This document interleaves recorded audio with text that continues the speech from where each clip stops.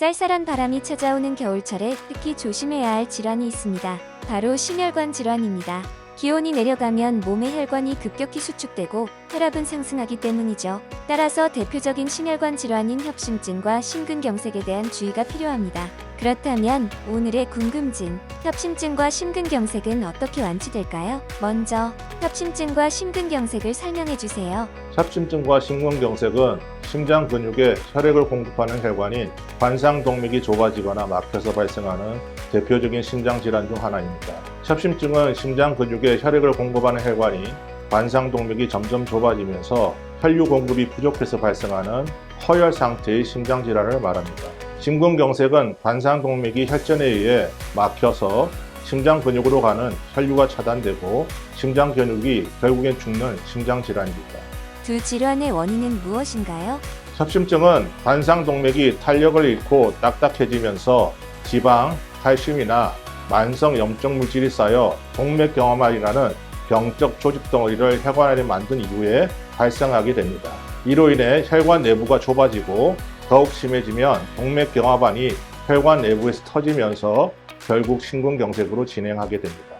따라서 협심증과 심근경색 모두 심장마비로 사망에 이를 수 있는 중증 심장질환으로 동일한 병적 상태의 연장선상으로 보시면 됩니다. 두 질환은 고혈압이나 당뇨, 고지혈증, 비만이나 흡연과 같은 다양한 요인이 동맥경화를 빠르게 진행시키고 이로 인해서 발생하는 질환으로 가족력도 영향을 미칠 수 있습니다. 협심증과 심근경색의 증상이 궁금합니다. 두 질환은 소화불량이나 급체로 오인하여서 늦게 병원을 방문하는 등 치료 시기를 놓치는 경우가 종종 있습니다. 협심증 환자는 운동을 하거나 계단이나 경사진 곳을 오를 때 또는 갑자기 춥거나 스트레스를 극심하게 받을 때 가슴 답답함이나 통증을 호소하게 됩니다. 이러한 통증은 잠시 쉬면 수분 내의 증상이 사라지게 됩니다. 반면에 심근경색은 통증이 30분 이상 지속되고 식은땀을 유발하기도 하고 일부에서는 구토나 어지럼증을 동반하기도 합니다. 그럼 두 질환은 어떻게 치료하나요? 협심증 증상이 일시적으로 사라진다고 하여 방치하면 심근경색으로 이어질 확률이 높기 때문에 두 질환 모두 조기 진단과 치료가 중요하겠습니다. 따라서 환자의 빠른 병원 방문이 1차적으로 굉장히 중요합니다.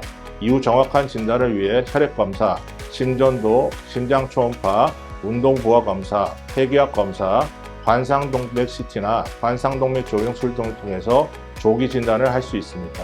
관상동맥이 좁아짐이 심하지 않고 통증이 가벼운 경우에는 약물 치료를 할 수 있습니다. 반면에 관상동맥이 좁아짐이 심하거나 막힌 경우에는 관상동맥 조영술을 통한 시술이 필요합니다. 혈관에 풍선이 달린 가는관을 넣거나 스텐트라는 망을 영구 삽입하여서 관상동맥을 넓혀주게 됩니다. 그렇다면 시술을 통해 심근경색과 협심증이 완치되나요? 아닙니다.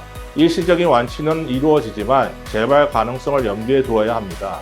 따라서 의료진 상담에 따른 약물 치료를 받는 등 심장 재활 관리가 지속적으로 이루어져야 합니다. 그리고 특히 꾸준한 약물 복용과 더불어 비만, 흡연과 같은 위험 인자들이 재발을 일으키는 원인이 되기 때문에 규칙적인 운동과 금연 등 생활 습관의 개선이 반드시 병행되어야 하겠습니다.